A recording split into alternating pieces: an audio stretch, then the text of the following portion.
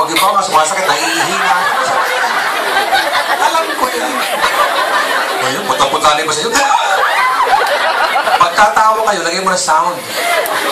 So, pag kayo nagkulap, nasisihin, ha? Okay lang magsabi. Ano, commitment. Okay lang ilabas yung tawa, di ba? Huwag naman tawa mo, parang ilagam muna mo, nilulok mo na eh. Enjoy ba kayo? Yes! Tama? Do the business, whatever it takes. Look at me, people. Kayo ba nag-enjoy? Yes! Kayo ba natututo? Yes! Everybody say sacrifice. Sacrifice! You have to sacrifice something to gain something. Yes!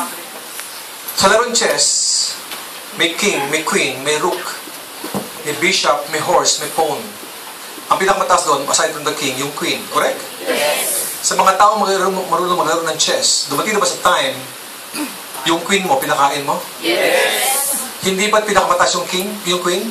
Yes. Ba't yung pinakain?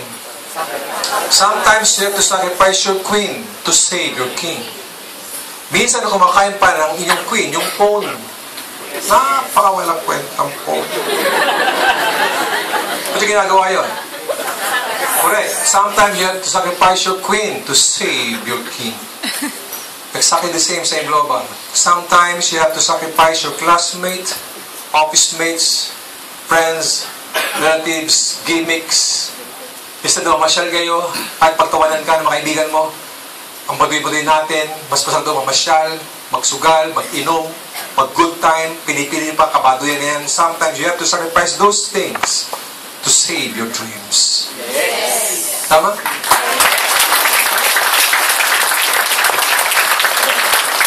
Gusto ko yung acknowledge sa yung nasa likuran. Ang tawag dyan sakripisyo.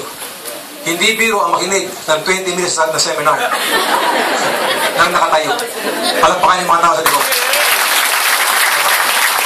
Yung nakatayo sa gilan ko, palakpakan din yan. At siyempre kayo mga nakaupo dyan, palakpakan din yung mga sarili. Hindi dito magandito kahabang seminar. Hihina. Tatawag yung sacrifice. Yung ano, magpubuto ka ng mga pantog nyo. Are you learning? Yes! Tama? So look at me, people. Papo? Kasama sa ano, projection. Dagdag points yan. Gusto nyo maging successful? Yes! Look at me, listen. Para ka maging successful, importante tip ko sa inyo to. Huwag nyo magawin ang AIM Global para lang sa mga sarili nyo. Gawin nyo ang AIM Global para sa mga mahal nyo sa buhay. Yes. Tanda mo lagi yan. Ang pag-upo nyo rito ngayon, ang pag-upo mo dyan, pakikinig, pag-aaral, ang sakripisyo mo, hindi to para sa iyo lang. Ang ginagawa nyo ngayon ay preparasyon para gumanda ang buhay ng pamilya.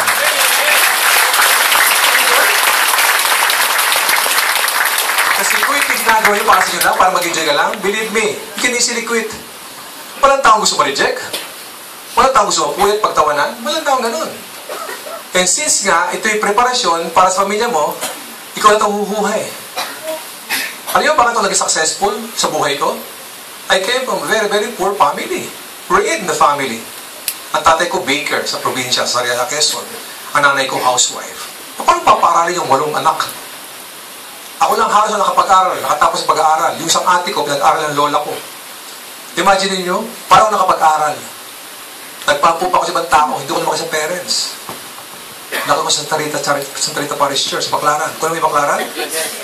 Alam mo yung Redentorist Church? Ang Parish Church, yung Santa Rita.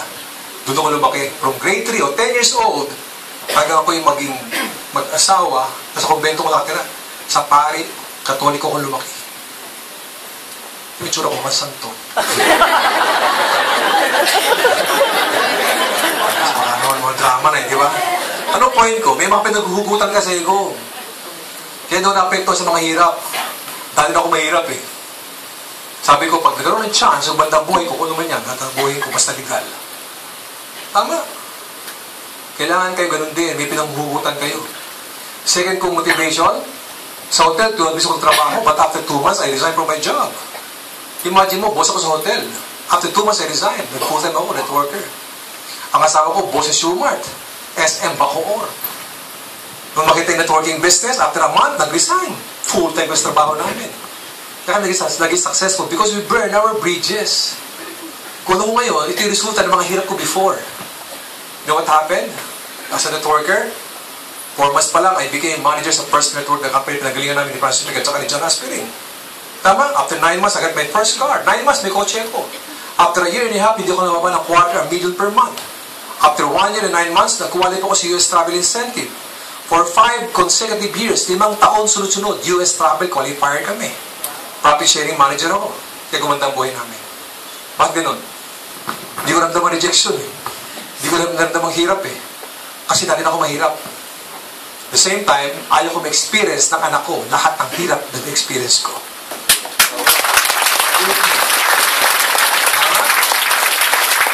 Kaya pag-upin nyo dito, ngayon pag-upin nyo rito, mamaya pag-uwi ninyo. Ay, pag-uwi ninyo. Tinan yung bahay mo. Yung bahay na gusto mo. Kung may anak kayo, tinan yung anak nyo. Ano suot niya? Sa nag-aaral, damit niya, pagkain niya, tuition fee niya.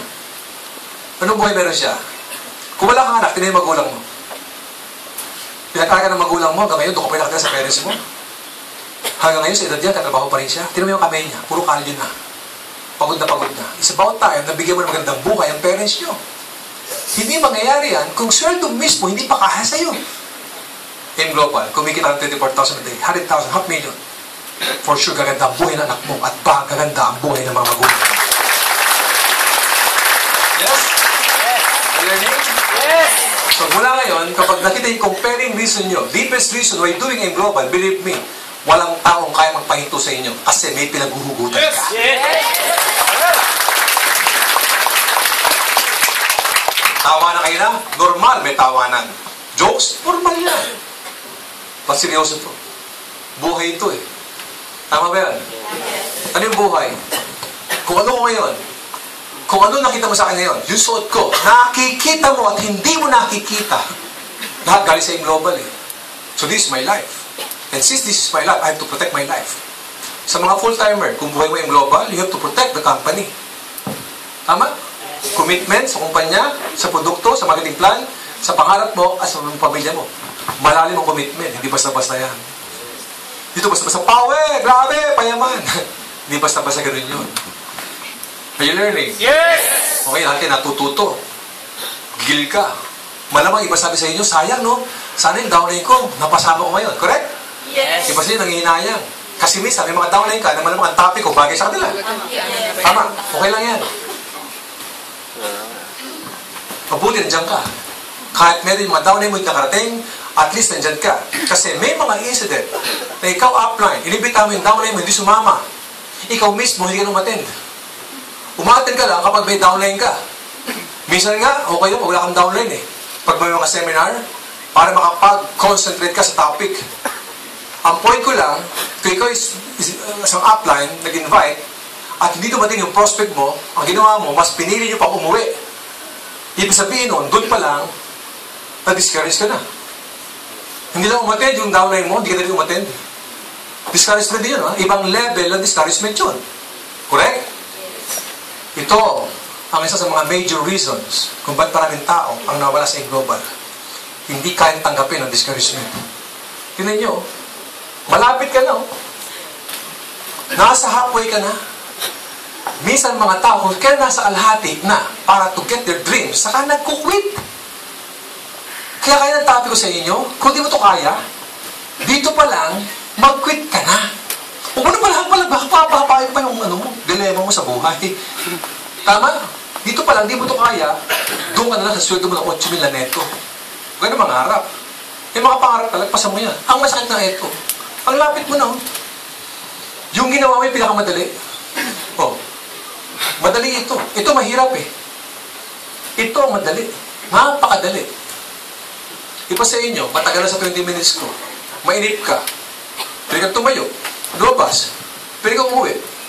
Pwede kayo mag-quit. Correct? Yes? Yes. Mag-quit kayo. Anong pakialam ko? Hindi ka nag-quit sa company. Hindi ka nag-quit sa sponsor nyo. Nag-quit kayo sa chance nyo na makuha mga pangarap nyo. Yes! Yes, believe me. Ito yun sa AIM Global, ang matira mayaman. Ano nga, AIM Global? Matira mayaman. Just don't quit. Good news. AIM Global, walang nag-fail. Walang nag-fail sa AIM Global. Nagkukwit lang. Ibig sabihin, huwag ka lang mag-quit. 100% you can create result. Yes. Kahit anong gawin nyo. Gano'ng kalaki resulta mo? Malaki ba? Maliit? Pwede malaki, pwede maliit, pwede dalawang kotse, pwede isang kotse, pwede 1 million, pwede half million kasi tumuloy ka. Kapag di ka tumuloy, huwag ka mag-expect. Sa karera, may nauuna, may nahuhuli. Pero kahit nahuhuli ka, if you're running on the right direction, punta mo finish line din. Tama? May nagkakotse sa global ng 3 months, iba 6 months, iba 1 year. Ibang distributor bago magkaroon ng kotse 2 years. Regardless kung kailan ka nagkaroon ng kotse. Importante tumuloy ka. Regardless kung kailan mo nakuha 1 million mo, half million mo, basta tumuloy ka. Kasi if you're driving your own car, because of yung global, ano ang pakiramdam? Hindi makikita yung puyat, yung pagod, yung gutom o rejection, ang makita mo yung kotse mo. At habang nagamali mo, grabe, ang ganda nito. Tapos nakita mo yung tao nag-reject sa'yo. Buulan. Basang-basa. Mababa yung kotse mo. Brad! Uy na ba? Ingat!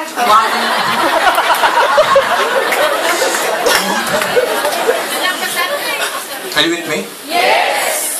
Just don't quit. Everybody say, never ever quit. Never ever quit. Last, isa pa. Never ever quit. Ikaw malakas. Never ever quit. Kapag yan lagi lumalabas sa ibig mo, hindi ka mag-quit, tumutuloy ka, magugulat ka sa resulta mo. Kung discouragement mahirap, ito madali. Discouragement din ang dahilan kung bakit marami nagkasucceed sa AIM Global. Yes. Why? Look at the illustration. Look at this. Ikaw to? May mga kwento ba na pag nag-judge isang distributor, sinuswerte yung kaliwa, sinuswerte yung kanan? Yes. Kapag nangyari yun, walang kahirap-hirap, kumikita to? Yes. Tuwan-tuwa siya kasi kumikita siya. Nabaliw ang downline niya, ginaya siya. Nag-invite, left and right, left and right, left and right. May pangyayari din, yung left and right niya, hindi nag-join. Reject, reject, reject, reject. Kapag na-reject to, magiging malungkot ito. Correct. Kapag nalungkot siya, automatic pupuntahan ka. Apply, nahirapan kami. Anong gagawin ko? Ikaw, hindi nahirapan. Sabihin mo, ano? Nahirapan kayo? Yari tayo yan. Anong gagawin natin? Hindi ko alam. Bakit? Hindi ko kasi na-experience yung na-experience mo. Paano mo ngayon i-motivate, i-guide, i-train yung downline mong nahirapan kung hindi mo na-experience yung na-experience niya? Yes. Ang kapal ng mukha mo para sabihin, kaya mo yan. Eh kasi yung mangyayari yan, baka doon pala mag-quit ka na. Ang tao magaling mag-train. Ang tao magaling mag-motivate yung taong bugbog. Nabugbog. Nabugbog. Nabugbog sa discouragement. Yes. Alam niyo ba yun? Bakit? May pinagbubugutan kayo. Tama? Yes. Ano yung mga sign na ikaw ay umaangat sa yung global? Kapag dumating yung time na wala ka nang naramdaman, the more kang pikon, the more ka lumalayo sa success mo. You have to master your emotion. You have to manage and master your emotion. You can choose to be happy, you can choose to be sad. Ikaw mag-decide niyan. Kapag ang downline mo, in-invite mo, nag-promise darating, hinintay mo, at hinintay mo dito dumating, magagalit ka, aawahin mo, guys, tandaan nyo, ang prospect nyo, hindi mo empleyado. Kahit umuwi yan, na darating siya, kapag nag-cancel yan, in the middle of the meeting ninyo, appointment nyo, darating, hintay ka, hindi dumating, nag-cancel bigla, walang karapatang magalit. You have to respect those people. Ayaw niya bigla eh. Hindi, labo bro eh. Nangako ka eh. Tapos bigla ka maging Indian. Sana sinabi na maaga. Eh, ganun nga eh. Ang trabaho niya mag-invite. Ang trabaho niya, ma-Indian din. Part ng trabaho mo ma-Indian. Part ng trabaho maghintay at hindi darating, hinihintay mo. Hindi mo control yun. Ang control mo, sarili mo. Hindi mo control ang ulan, ang bagyo, ang lindol. Ang control nyo, paano mag-react sa ganung mga sitwasyon. Tama? Ang downline mo, hindi mo control yan. Ang control mo, paano mag-react sa ginawa niyang pang-Indian sa'yo. Okay, dagdag kwento ka sa akin, inisipin nyo. Kontrabida ka? Yes, kontrabida sila. Ang pelikula gumaganda hindi dahil sa bida. Ang pelikula gumaganda because of kontrabida. Yes. Tama? Mas maraming discouragement, mas maraming kontrabida sa buhay mo, isa lang ibig sabihin, sila ang nagpapaganda ng inyong pelikula. Yes. So dito pala sa discouragement, time will come, dapat wini-welcome mo na to. Marami ka kasing kwento. Kapag naging successful ka, tulad kang kwento, sabihin mo sa mga distributor, power, alam niyo, yumaman po ako. Paano? Basta power lang. Diba? Motivate ka. Paano mo-motivate? Para ka makapag-motivate sa tao, kailangan you have a good and very unique story. Tama? So, yung ginagawa nyo ngayon, Indian ka, napagod ka, reject, story yan. Pinapaganda mo yung story mo. Kolektahin mo yan. Kasi kung wala kang magandang istorya, hindi ka masarap pakinggan. Tama? Kaya kami sisil eh. Every time meron sisil, pinag-usapan, yung hirap nila, bago sila maging successful. Kaya mga tao na-inspire. Siya pala, nahirapan din. Kung siya nahirapan, ako nahirapan din, makaya ko rin to. Na-inspire kayo. Tama, kailangan kinakalyo dibdib mo. Ano yung kalyo? Sa sapatos, kapag gusto ng sapatos masikip, kinakalyo ka, correct? Pero katagalan, yung sapatos na yun, at masikip, pinipit, pati ka na masakit. Kasi makalyo ka na eh. So same global, ganun din. So umpisa, na-reject ka, masakit yun. The more maraming rejection, the more maraming discouragement, time will come, hindi mo na maramdaman. Kasi immune ka na. Manhid ka na. Kinakalyo ka na. Tama. And you have to accept the reality na kaibigan natin minsan, hindi po inaabangan na maging successful tayo. Ang inaabangan nila yung pagbaksak natin. Masakit, pero that's the reality. Especially yung mga taong inimbitahan mo, nag-reject sa'yo. Do you think mag-pray ka para maging successful? No. Sana huwag ito magkaroon ng kotse. Why? Kapag naging successful kayo, pinutunayan nyo lang na failure sila. Yes. So they will do everything to pull you down. Kaya nga merong crab mentality na sabi. Kapag nagkaroon ka ng kotse, because of AIM Global, hindi nila makikita ang mga kotse nyo. Ang makikita nila, sila walang kotse. Tama. Pag naging successful ka, makita nila yung failure nila. Pag umanda ang buhay mo, makita nila yung buhay nila hindi pa rin maganda. May lifestyle ka, anak mo nasa magandang eskwelahan, anak niya nasa public school pa rin. Walang masama sa public school. Pero makita nila, hindi success mo. Are you with me? Yes. Kayo ba'y natututo? Yes. Yes. So discouragement, you cannot please everybody. Kahit anong gawin nyo, may tao kukontra sa inyo. Tama? Mag-empleyado ka. Empleyado, tagal na, di may mayaman. Mag-negosyo ka. Negosyo. Bankrupt din yan. Mag-network ka. Naku, mag-network, mag-quit din yan. Mag-abroad ka. Naku, mag-abroad, yari. Gulo, pamilya niya. Totoo ba yun? Yes. Walang masama sa employment, walang masama sa business, walang masama sa OFW. Para kumita ng pera, correct? Yes. Pero totoo ba, marami nag-abroad? Yes. Kumikita ng pera? Yes. But they have to pay the price also. Ang anak nila, lumalaki sa picture. Grabe, anak ko. Gumagapang na. Uy, lumatakbo na anak ko. Lumalaki sa picture ng anak niyo. Ang worst, ito, grabe, anak ko. Dati isa lang siya. Ba't dalawa na sila ngayon? Nangyayari? Yes. O, ba't kamukha ni kumpare yung isa? Nakikita ka sa abroad, ano ang yung sacrifice doon? Minsan, nagiging cause ng paghiwalay ng mag-asawa. Tama? Nagtrabaho ka, 20 years. Kung 20 years ka nagtrabaho, 20 years ka rin kasal. Kung 20 years ka nagtrabaho, listen ha, 20 years kang kasal, 20 years ka sa abroad, ilang taon kayo mag-asawa? 20 years din sa papel. Ang bakasyon mo, once a year, 1 month. Meaning, physically, mag-asawa kayo ng 20 months. 1 year and 8 months. Ba't ka pa nag-asawa? Kaya minsan, pag uwi nyo, hindi ka kilala ng asawa mo. Hi, ako yung asawa mo. Ha? Nagkakahiyaan pa kayo. Ay! Yung anak mo, di ka kilala. Anak, ako yung tatay mo. Ito yung tsokolate. Ito yung laruan. Yaya, may mumo!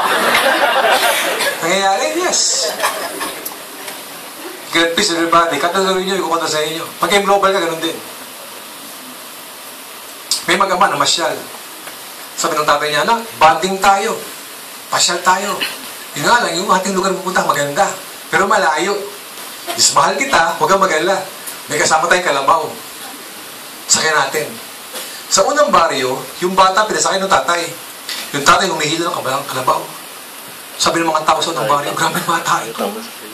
Hindi na naawa sa tatay niya. Siya pa'y nakasakay sa kalabaw. Umahin na mag-ama, pagaling sa pangalawang baryo, nagpalit sila. Yung tatay sumakay, yung bata humila. Sabi ng mga tao, grabe tatay ito, walang awa sa anak niya. Pagaling sa pangatlong baryo, ang ginawa ng mag-ama, sumakay pareho sa kalabaw. Ang sabi ng mga tao, grabe mag-ama ito, walang awa sa kalabaw. Pagaling sa apat na baryo, ang ginawa ng mag-ama, bumaba pareho, at inakay ang kalabaw.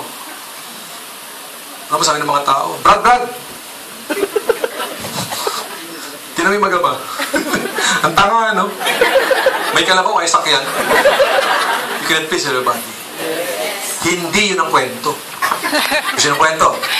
Ang kwento ito, yung kalabaw, iniwan ng mag-ama. Naglakad mag-isa. Iyan taba. Habang naglalakad yung kalabaw, biglang nadulas. Nahulog sa balon. Pshh! Sabi ng mga tao, ano yun? Takbo sila. Naku, kalabaw! Nahulog sa balon. Naku, laki! Ang taba! Ang bigat niyan, bro! Mayroon iangat yan! Ang gawin natin, para din sa mahirapan, dyan natin siya ilibing. Talino. Yung mga tao, kumuha ng pala. Hukay, tabon. Hukay, tabon. Alam mo yung kalabaw? Lahat ng mga lupa na tumatama sa likuran niya, pinapagpag, ng pinapagpag, ng pinapagpag. Yung pinapagpag niya, inaapakan, pinapagpag, inaapakan, pinapagpag, inaapakan. Yung mga tao naman, hukay, tabon. Hukay, tabon. Yung kalabaw, pinapagpag, ng pinapagpag, ng pinapagpag. Cute. Maka-imagine naman to. Pinapagpag.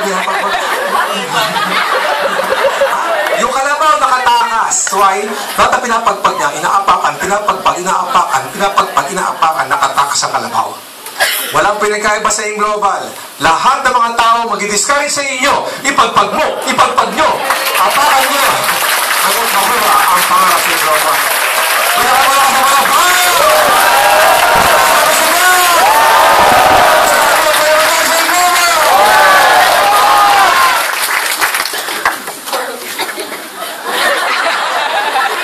Are you learning? Yes!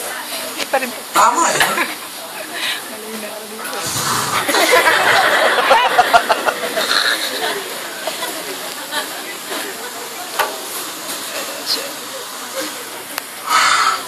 Okay lang kayo? Yes! Are you learning? Yes! Are you still excited? Yes! Yes.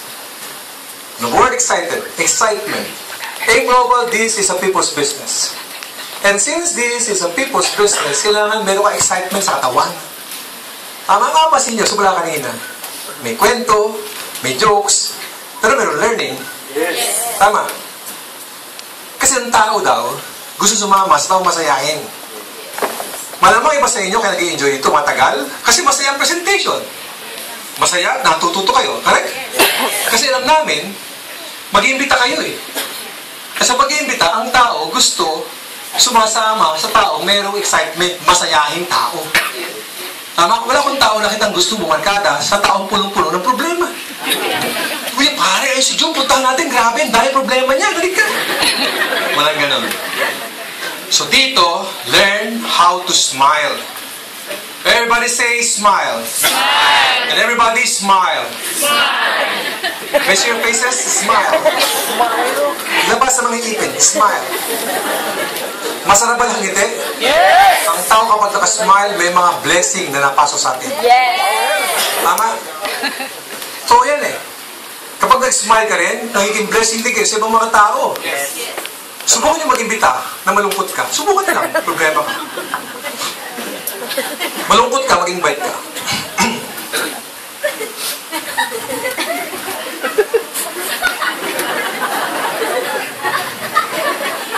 Brad. Pare. Pare, may mga pangarap ka ba? Kasi kanina naman ako sa inyo. Magbabago ito buhay, paano? Sama ka, bro? Sama ka? Ang saya-saya nga dun eh. Kasama ka hindi. Ang tao gusto mo sumama sa masayahin. Smile. Paano mag-smile? Umaga pa lang, smile. Umaga pa lang pagising, smile and say a prayer. God is good? God is great? Yes. Umaga pa lang, smile and say a prayer. Tama? Tapos kung mahihina ka, count. May music. Mag-music. Kayo ba nag-music pa sa bahay? Yes. What news? Because good news is no news. Manghihina ka sa mga balita. Huwag ka magkapasa ng dyaryo. At makinig sa radyo, pag nag-upisa ka para sa global, manghihina kayo. Lola, ginahasa ng apo, power. Magkaibigan, nag-away, talanggan ng ipin, hiniwag ilagid, lagyan ng asin. Sunog, lindol, bagyo, di ba? Grabe, puro walang kwenta. Ikaw naman, lahat pinakinggan mo. Umaga, tanghali, hapon. Paggabi, hinang-hina ka na. Ano, meron ka na tulong? Wala. Nakita mo yung downline mo, na-reject. Downline. Nabalita mo yung mga news ngayon? Na-apply, naka-reject ko lang. Kasi kailangan music. Pero yung music, pipili ka. Huwag yung parang di ko yata kaya. Huwag ganun. Tapos kaka-reject mo lang, aray, naku. Kailangan masasayang kanta. Yes? Yes. Smile. Alam mo, it will take 21 days to form a habit. May mga tao hindi sanay mag-smile. Wala kayong choice. Kailangan nyo mag-practice ng smile. Ano ba naman 21 days? 1 to 10 bago matulog. Upo. Concentrate. Focus. 1 2 3 4 10 counts. 21 days. It will take 21 days to form a habit. Believe me, on the 22nd day, paglabas mo sa kwarto, maganda, Haber! Hindi, medyo, ang gananiti mo noon. Palakpak naman siya! Yes? Tama, smile. Ikaw lang pag-smile, lagay sa lugar. Kung nakaraan haba-haba ng 20 minutes ko, isang distributor, sabi ni Arnel Impin, always smile. Imagine naman, ang haba ng 20 minutes ko, smile lang, natutunan. Nagpunta ng CR, dumijingle, walang lisyoso, science to science. Habang na-jingle siya, may dumikit sa kanya, dumijingle din, napatingin, dala mo sabi, Brad, power. Grabe gusto mo extra income? Magkakingiti sa CR, ha? Ang pagkamala kang papa. Enjoy ba kayo? Yes! Everybody say, count your blessing. Count your blessing. One more, count your blessing. Count your blessing. Hindi ka malakas. Count your blessing. One of the reasons para ang tao ay maging masayahin, magpasalamat kayo sa mga blessing natin. Yes! Tama? Maswerte kayo. Saan ka makita sa lugar wala ginawa kang di tumawa? Natututo ka na, yumayaman ka pa, sumasaya ka pa. Yes!